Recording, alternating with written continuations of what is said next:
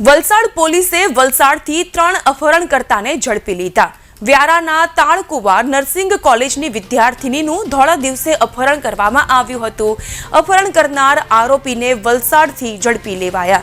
સૂત્રો દ્વારા પ્રાપ્ત માહિતી મુજબ નર્સિંગ કોલેજની વિદ્યાર્થિનીઓ 6 માર્ચે પગપાળા કોલેજ જતી હતી। તે સમયે કારમાંથી માસ્ક પહેરેલા શખ્સે 20 વર્ષીય વિદ્યાર્થિની રિંકુ ગામિતનું અપહરણ કર્યું હતું। અન્ય વિદ્યાર્થિનીઓએ કાર નંબર સાથે 3 શખ્સ હોવાની વિગતો આપી, જેના આધારે પોલીસે ચક્રો ગતિમાન કર્યા। આસપાસના પોલીસ મથકોને જાણ કરતા વલસાડ ખાતે નાકાબંધી કરી કારને શોધી કાઢવામાં આવી, જેમાંથી વિદ્યાર્થિનીને બચાવી 3 આરોપીની ધરપકડ કરવામાં આવી। પોલીસ પૂછપરછમાં રિંકુએ જણાવ્યું કે સંબંધ તોડતા પ્રેમી રાહુલે લગ્ન કરવાના ઈરાદે તેનું અપહરણ કર્યું હતું। અપહરણ માટે કાર ભાડેથી લાવ્યો હતો।